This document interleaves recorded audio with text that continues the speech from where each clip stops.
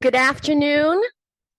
My name is Beatriz Cantata. I'm the Director of Engagement for Diversity and Inclusion in the Institute Community and Equity Office, ICEO. Welcome. Before we begin with our speaker, I do have a few acknowledgements that I want to go through.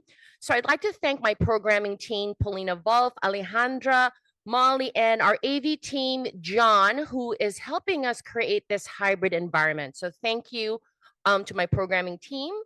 I'd like to thank the senior leadership support. So that is Provost Cindy Barnhart and Interim Institute Community and Equity Officer, Professor Dan Hastings. Also joining us virtually, I'd like to welcome our Lincoln Lab colleagues. There are also a few folks joining us virtually, Massachusetts State Representatives. So I do want to acknowledge Sam Montano and Carlos Rios. I think you're online, but if not, welcome. And hopefully we'll get to see you shortly.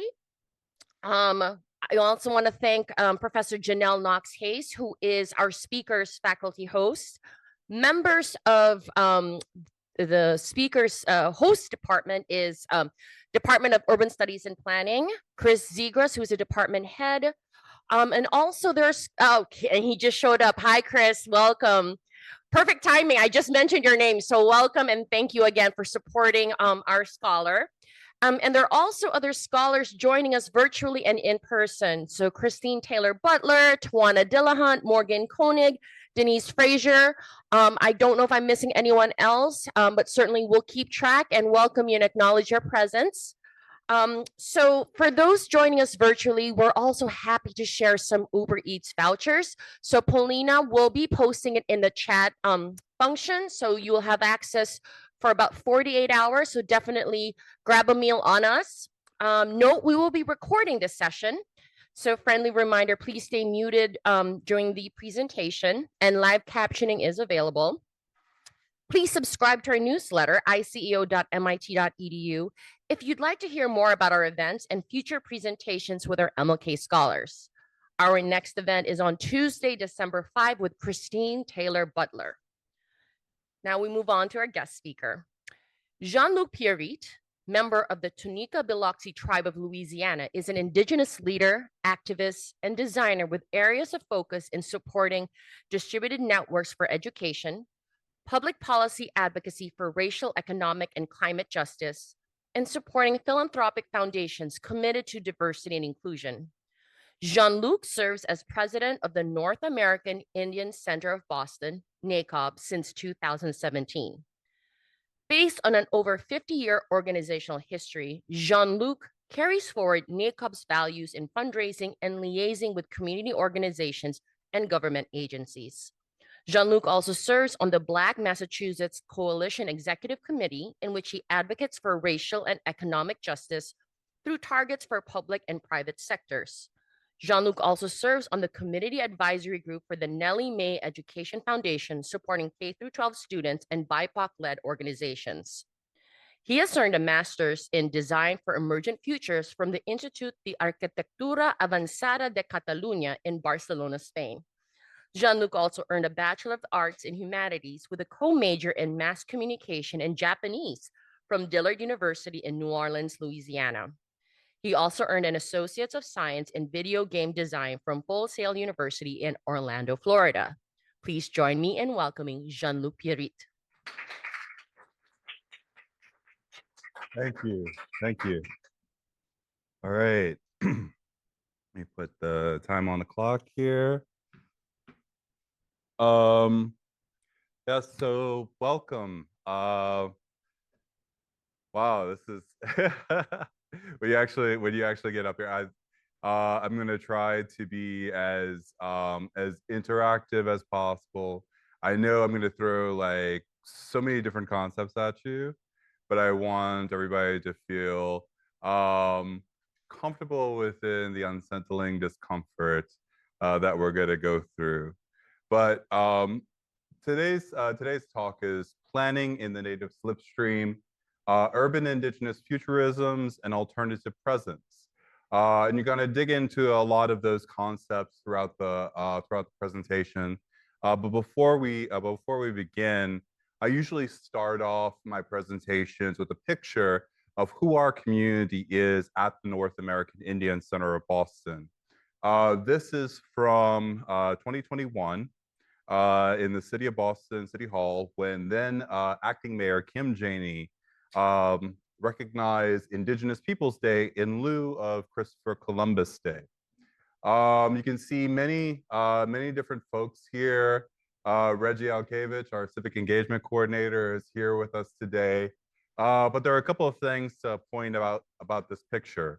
Number one, prior to the completion of the new City Hall Plaza for Boston, this picture, we actually printed it out, and then there were a couple of handmade artifacts that we gathered together from North American Indian Center Boston, placed it into a time capsule, and that is underneath the City Hall Plaza to be there for about 50 years. So this moment will live on in that respect. But this picture also went out on social media through the City of Boston's channels, where there was about, I think this morning I checked, there was about 80 or so likes, and a lot of the comments were sort of like politicized in terms of like, well, when is the acting mayor going to remove the mask mandate? Or like, well, I took off today because it was Columbus Day, and just kind of flaunting the politics of the situation back in the community's face. But these pictures actually were picked up by a Brazilian media outlet called Media Ninja in Brazil. And there, the likes were about 45,000, and the comments were markedly more positive for this moment. And so it speaks to, when we're doing things, even symbolic things, such as like recognizing days for people within municipal government, what we do locally has resonance internationally in ways in which we don't even know of or can conceive of. So this is a vision board that I constructed during a workshop with two community organizations, one called Gadakana, the other one Shelburne Farms. But this was a process of actually thinking through a personal land acknowledgement. It starts with historical portraiture, and these historical, I put air quotes up there, text blurbs here.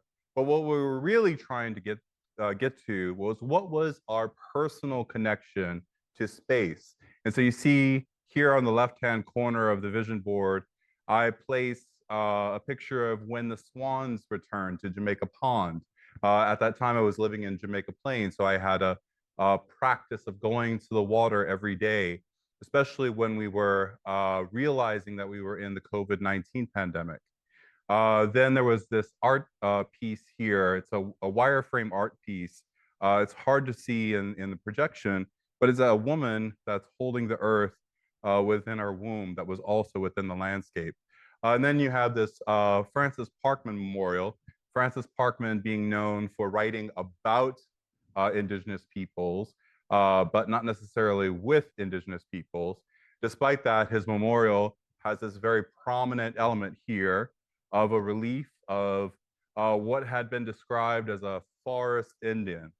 But despite the meaning of this memorial, you can see that after the murder of George Floyd, you see all of these different ephemeral markings here that people actually imposed their values of the day on this monument. And so that's meaningful as well. And that's part of building personal connection to land. So that in a way is a land acknowledgement. But when we're talking about land acknowledgements in the institutional sense, we're really trying to drill down to the question of, how are we benefiting from colonization here within the space, in the infrastructures that we occupy. So I have a few brief stories. This first one is of two Anishinaabe cousins who actually protested when the Pope went to Canada on a pilgrimage. So he was apologizing after the recovery of children that were lost to residential and boarding schools. Every September 30th, we now recognize that as Orange Shirt Day to draw attention to that issue, not just in Canada for First Nations, but having impacts here amongst American Indians on the United States border. And so you see these two Anishinaabe cousins asking to rescind the doctrine. So here's the interactive part. What is the doctrine that they are asking to rescind? Don't worry. There was a classroom full of environmental scientists I gave this presentation to a couple of days ago, and they couldn't answer as well. It's the doctrine of discovery.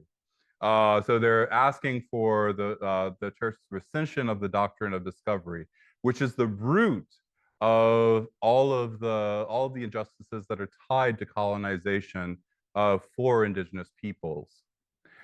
This is a newer slide because a student of mine, Hazel O'Neill, is actually starting to work with tribal communities in the state of California.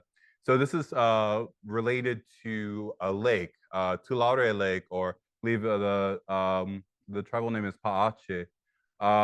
This lake is now returned, so the water is back within the lake bed, and it has grown to a level beyond what it was in 1983. It actually was a dry place due to drought and agriculture and aquifers and things like this.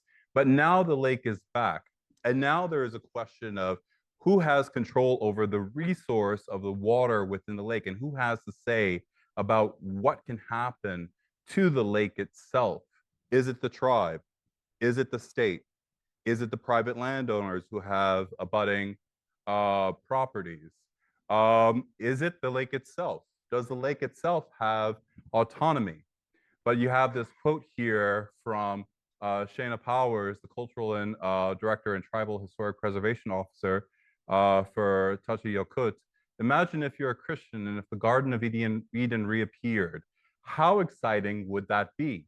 It's the same thing for our tribe. The lake is what created the tribe. It's what made them who they are. And so this third story comes back to New England, talking about the Mohegan people. Chief Malerba here, she's now our United States Treasurer. But in this moment, she was in a ceremony with the president of Dartmouth University.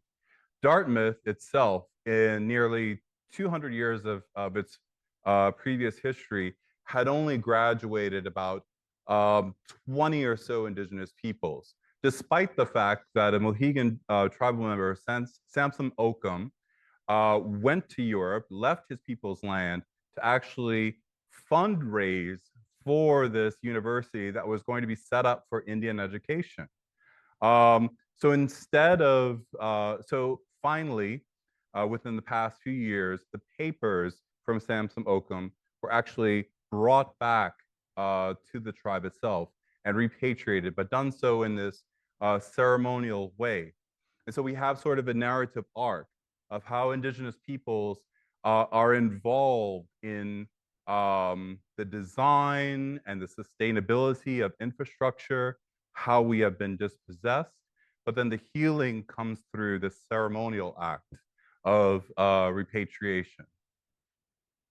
So I also talk about value systems. On the left-hand side, you see an example from my own tribal history.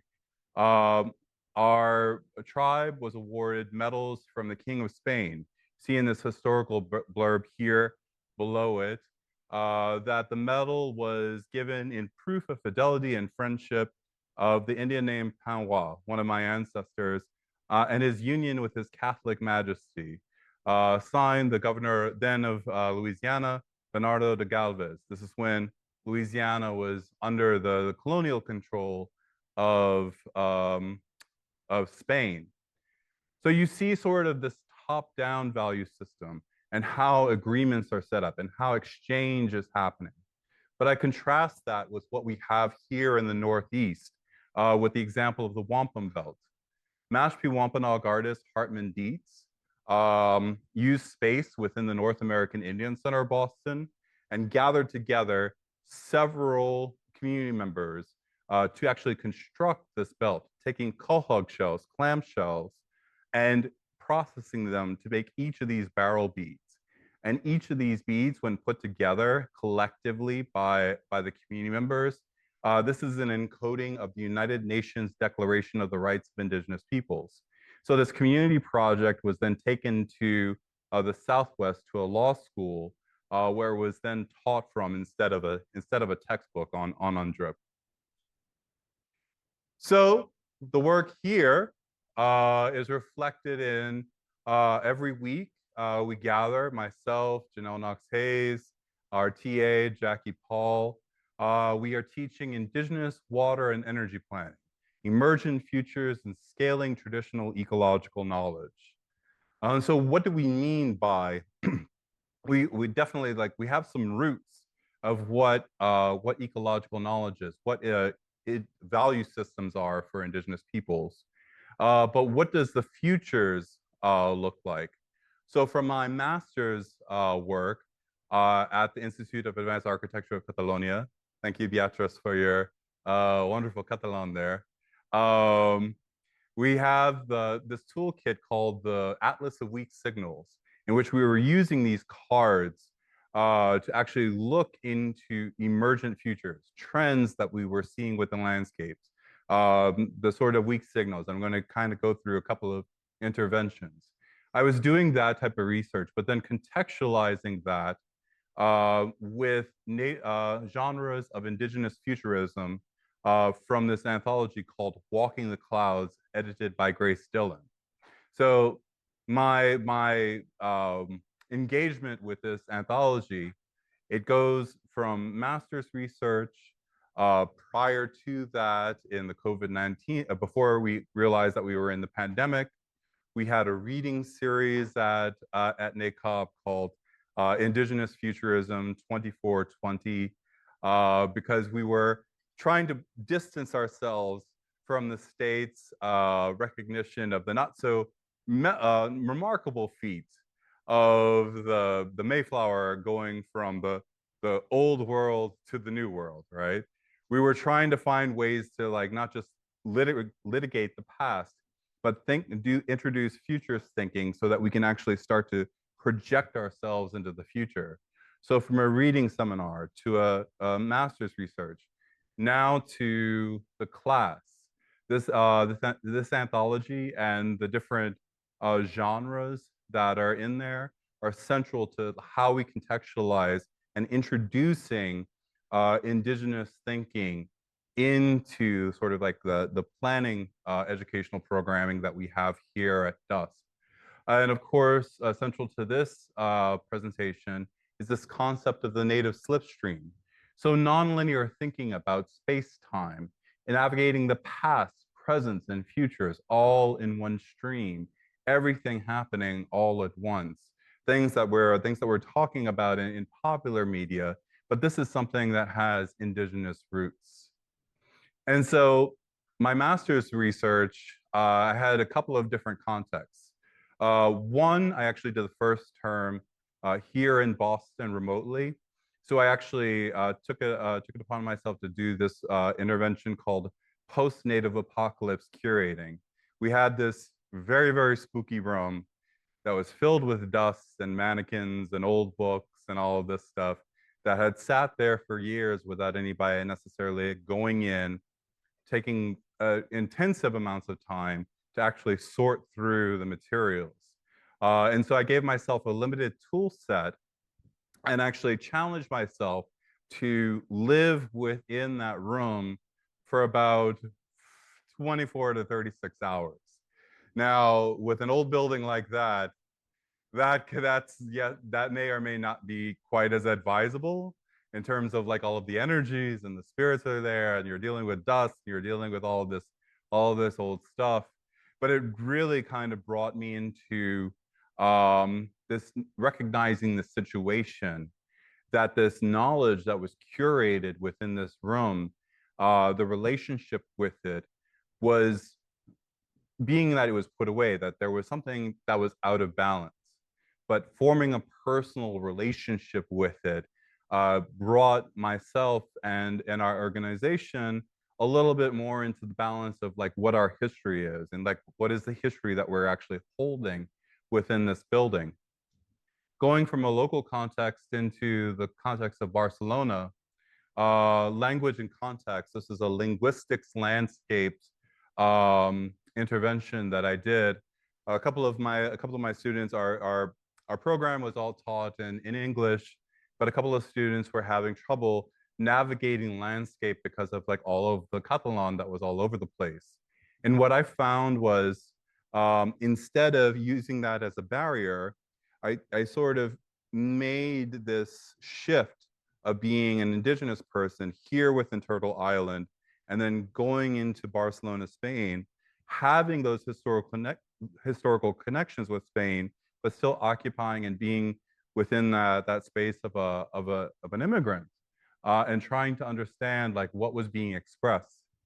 And what I found was that this right here, the ephemeral markings here, the street art that I would find, that was a little bit more indicative of what the actual needs and priorities of the local community were.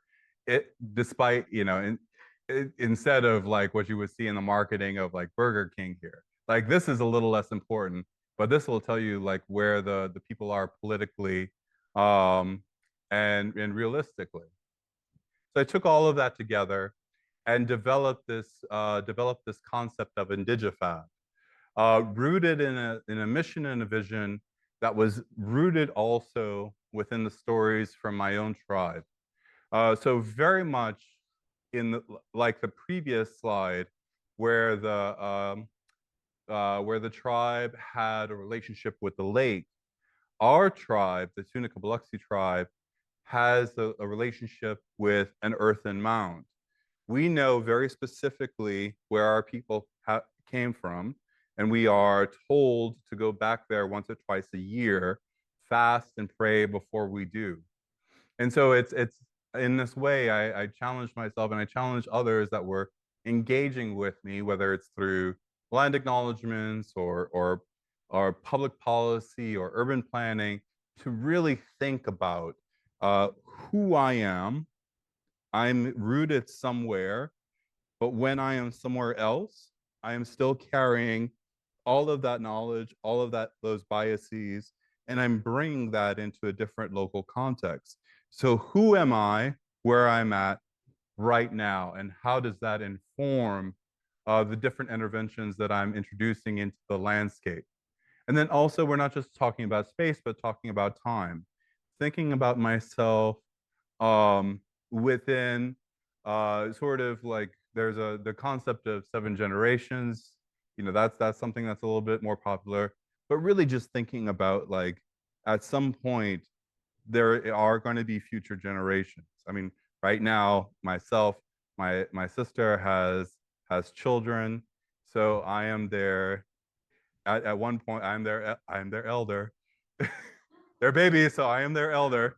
But at some point, when I am returned back to the earth, I will become an ancestor. And so, how can I, in this moment, sustain balance in the interest of being a future ancestor? So, a couple of local interventions that go along with this thinking. After we found out that we realized that we were in the COVID-19 pandemic, and after the resurgence of the consciousness of police brutality within our community, evidence within the murder of George Floyd, there were many different actions that were taking place. However, before that, on March 5th, 2020, we actually worked with another community organization called the New Democracy Coalition. And we recognized the then 250th anniversary of the murder of Crispus Attucks. Now here comes another interactive part. Who has heard of Crispus Attucks? Who here is from Massachusetts? Okay, the same people that the same people that so the same people that raise their hands are the same people that raise their hands. Okay, so Crispus Attucks.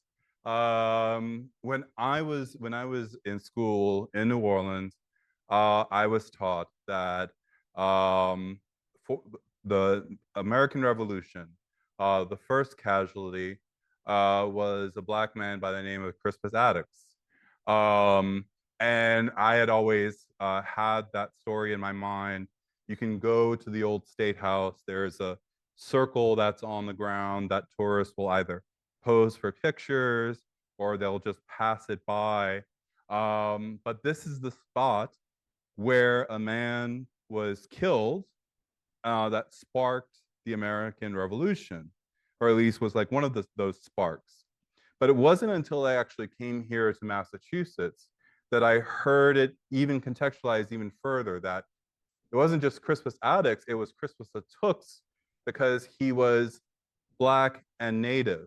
So it was Black and Native blood that was spilled that was one of the sparks for the American Revolution. And part of his remains are in the old Granbury Cemetery around the corner going towards the Park Street Station. For that 250th anniversary commemoration, we had about a couple of dozen people. And we read off the names of people that we lost due to police brutality within our community. But we found out that we were in the pandemic. We had all this consciousness, not just George Floyd, but Ahmaud Arbery, Breonna Taylor, and on and on and on. All these different people that were entering into our consciousness. And so we were thinking in July of that year that we had to come up with something. And so being from New Orleans, I brought in the concept of the umbrellas, these parasols, thinking about the second line processions in our funerary practices. So you can see that on the parasols, they have Black Lives Matter spray painted on top of them. But another design feature that emerged was the fact that we needed shade for our elders. We needed to make sure that people were social distancing. And so these were all sort of like concepts that emerged after we sort of like rooted this action within culture.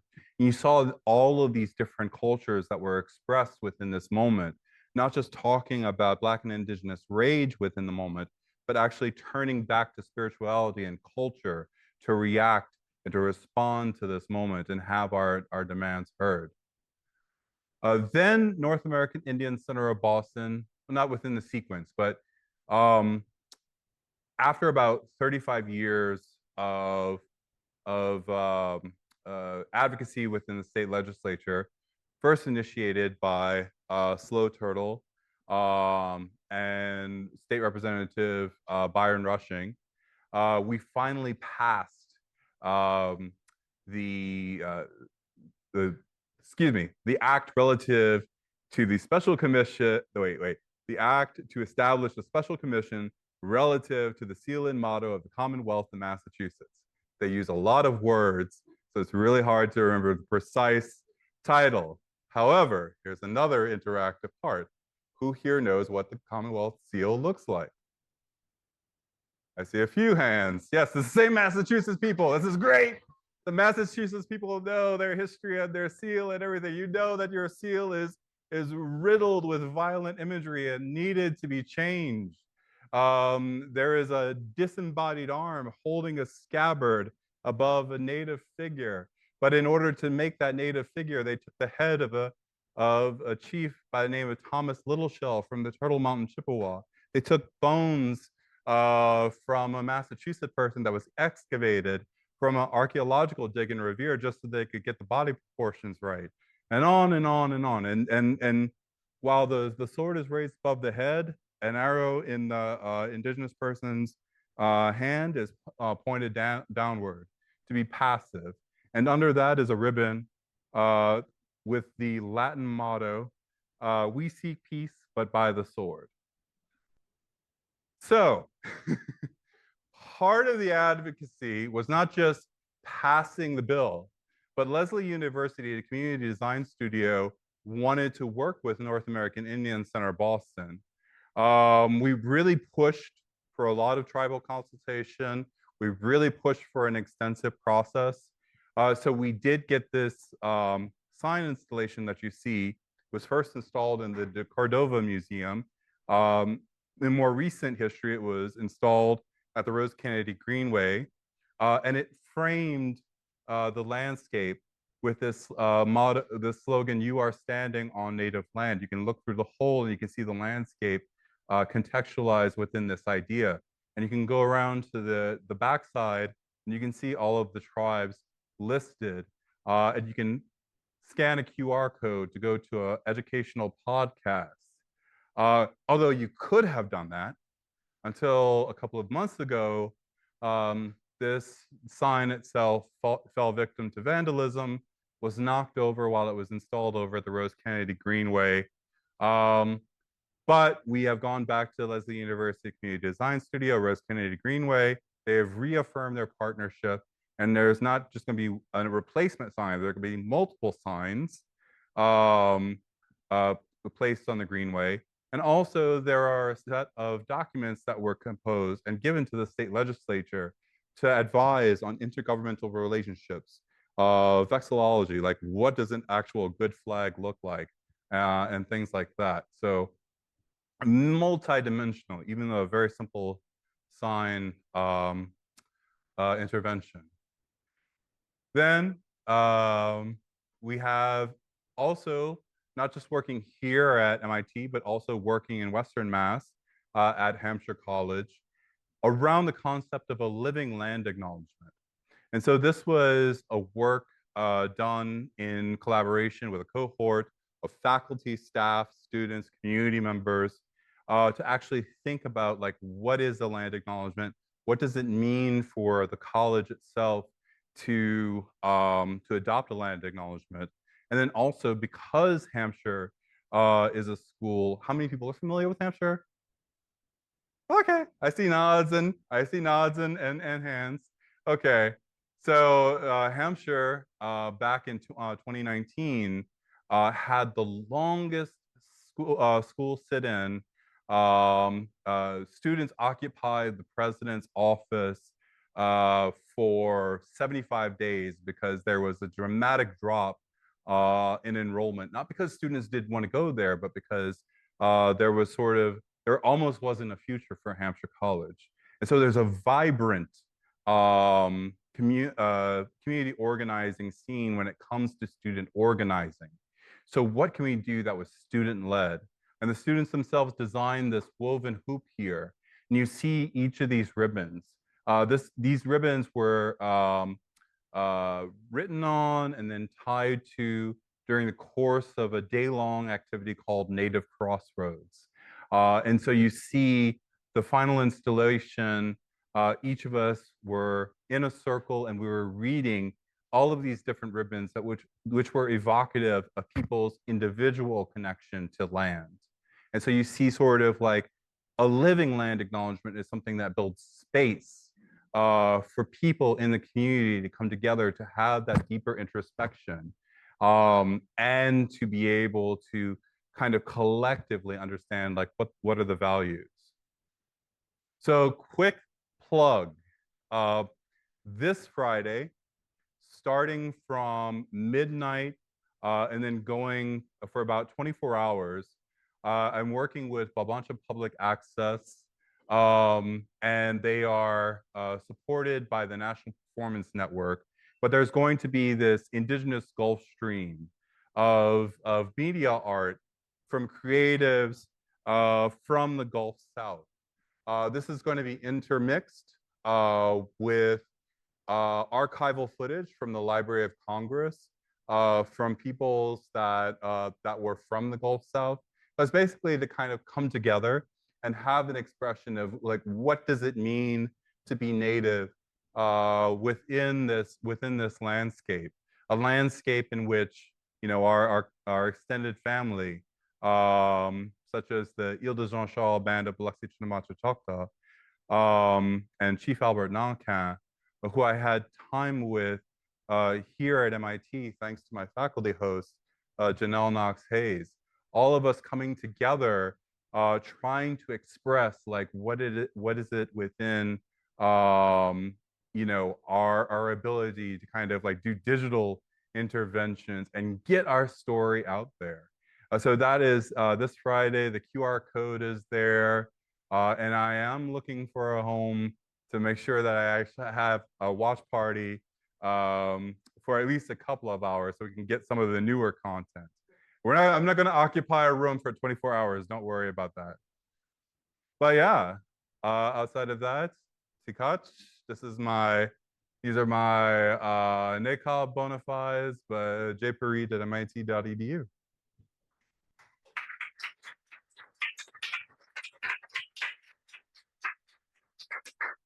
Yeah. So I think, yeah, do you want to moderate the questions or?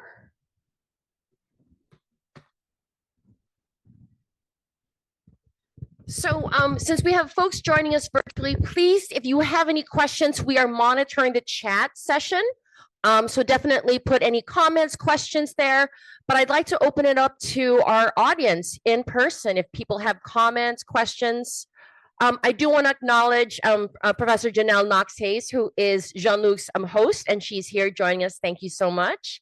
And I do want to acknowledge Wasalu, who is joining us, Wasalu Jake, who is one of the MLK scholars, who also is joining us virtually. Any comments, questions?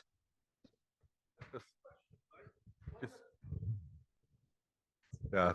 One of the slides, you talk about dry lake and now it's full.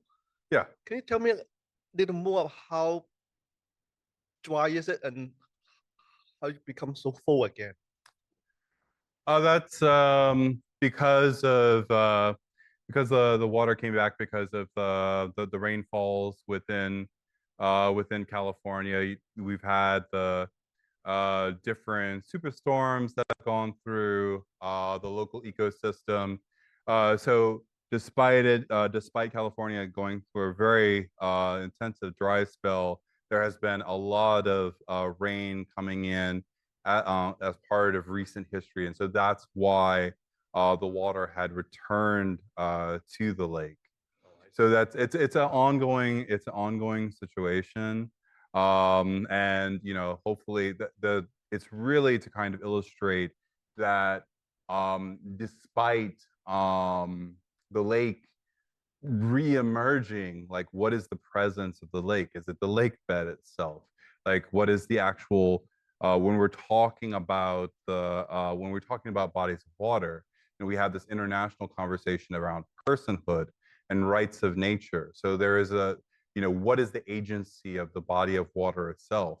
Meanwhile, you have this rights discussion between local tribes, landowners, the state itself, people that want to basically guide the future of the lake. Whether it should be drained because the water is contaminated because of aquifers and agriculture and things like that. So there's a really intensive conversation, but it really kind of like it's really kind of trying to put into perspective all of these different complexities when we talk about like who the local stakeholders actually are. Thank you. I do have a couple of comments online, and I'll go back to in person. So the first comment, I really enjoyed your presentation, and I look forward to the Indigenous Gulf Stream. Where do Black and Indigenous futurisms most fruitfully intersect? So that's the first question. And the second, at what point do you realize that you needed to operate as a future ancestor? How is Indigenous activism different or unique in the Gulf South region than in other places you are familiar with, like the New England region? Yeah, so I think the second one, we have to really be conscious because we're talking about Indigenous peoples within the scope of Turtle Island. And what we do within the Indigenous Water Energy Planning class, we really try to unsettle the notions of borders and the ways in which we're kind of broken up. So we definitely have perspectives from Kurdish women, from women that are from Bangladesh, Maori, and so forth. Kind of this broader definition of who Indigenous peoples are, and you find that the issues and how we navigate them are somewhat similar, but also it's an educational process for us to understand that we're not monolithic in our approaches to sustainability in all of our different traditions, in all the ways in which we are connected to the lands. We all have very, very different stories. However, that sort of like generational thinking that we're talking about when we're engaging with futurism. I also had the discussion with Tawana Dillahunt and talking about, when we're talking about Afrofuturism or Indigenous futurism, how are we building space for community members to actually do that type of generational thinking, to think about next year, or think about the next generation, versus almost a kind of where we're usually placed is sort of in the deficit of thinking about like, how am I going to get from day to day, versus like, now I have the time and space to actually think about my children, my grandchildren, my great nieces and nephews and so forth. So, really thinking about all that stuff. That's where that intersection is in the empowering ability to provide space for community members to actually think about the future.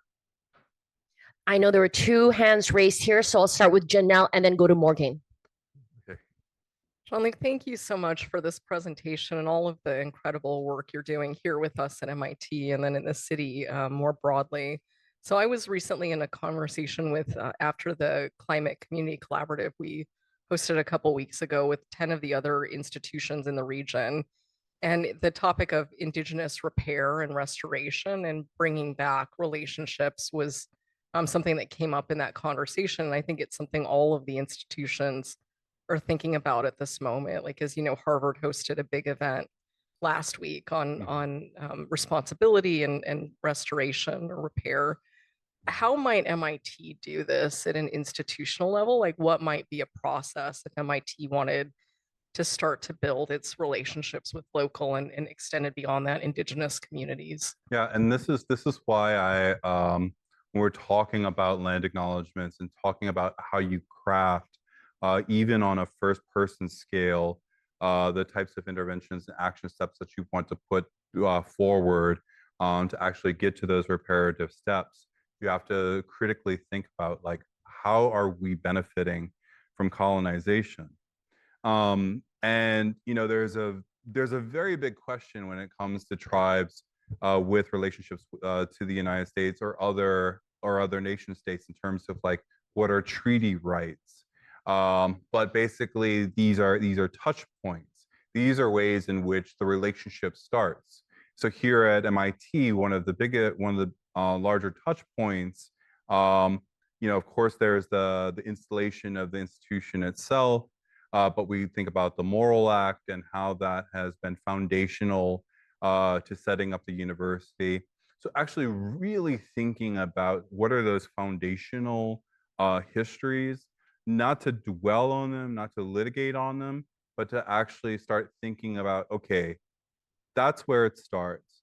And then that scales out into, here are the present day conditions. And because of this history of colonization, we are now at this point. But still, people are dispossessed of their land, or traditional knowledge systems have been disrupted. So how do we ensure that there's that recognition of the responsibility, which is what Harvard was reaching towards, the responsibility of repair. And then now, how do we craft those action steps, not to bring the community forward, but to actually have a reciprocal relationship? Hi. I have a question about when you mentioned the lake and you were asking the question of who should decide what should be done with the water there. You did also mention that we have to incorporate the right of the lake to self-determine, or the right of the nature to self-determine. And I really like that idea because from my mother's side in Ivory Coast, they also need to listen to the nature. But my question is more, how do we do that in practicality in the setup that we have today? Mm. We have to, I mean, there's absolutely like there's cultural narratives that we have. When I brought forward some of these ideas a couple of days ago, just even thinking about the concepts of natural disasters. Yes, there's harm that's happened. Yes, there are man-made interventions that have perhaps led to that. But the planet itself, the ecosystem itself, has a right to express that something is wrong. And so we have to kind of not have an adversarial relationship with the ecosystem, but be able to get to the point where we're saying like, okay, you know, something has happened. And when I feel like when we if I were to say something like that and I were to kind of root it in traditional knowledge, then it's like, okay, there is something, it's almost like a primitive sort of like, there's a gaze of like, okay, well, there's just this really old, archaic thing that they think that there is some spirit that needs, some justice. But no, but this is true. Like we say spirit, but like we are actually affirming that there is something there. It is not just space. It is not just it's not just something that, there's a reaction because we put some energy out there. So there's energy that's coming back to us. And so we have to shift how we talk about these things in terms of natural disasters, or landscape itself being something that is a resource to be extracted from. Thank you. Jean-Luc, we have another comment virtually, and this is from Amber Hampton. So Yes. Yes. Hi, Amber. Amber is one of our community members and piloted Indigenous Peoples Coding Camp over at North American Indian Center of Boston. Oh, wonderful. Amber, I'm going to read your comment, and I apologize in advance because some of these words I may not pronounce it correctly. So Amber says, Osio, Amber da Guada Doa.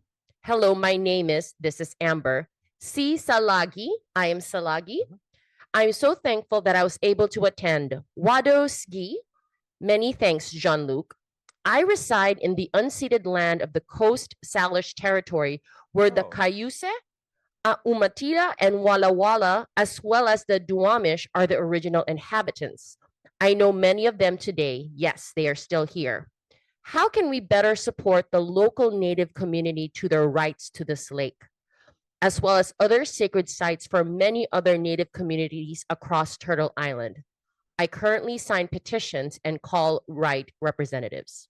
Yeah, thank you, Amber, Otto, for your comment, and your Cherokee isn't. You were pretty good with your Cherokee. We're just as well with the Catalan as well. Beatrice, you're doing a really great job. We're throwing so many languages at you. No, I think that it reminds me of like all the work that we do at North American Indian Center of Boston, because we are constantly getting to the point, because you have local elections, you have public officials on the municipal side, on the state side here within the United States, and the federal side. So you have all these levels of government, and so you have to, when you are interfacing, not just talk about why it's important for you, but there is sort of an educational labor that we have to do as Indigenous peoples, for people to understand that it's not just the public laws that get passed within councils or legislatures or so forth. It actually goes back to those treaty relationships, things that predate the constitutions of the nation states. And so how can we continue to impress upon people on all levels of government that they need to be, my New Orleans slipped out, that they need to respect and honor the rights of indigenous peoples. So. Thank you. We have about 4 or 5 minutes left. I want to see if there's anyone. Yes.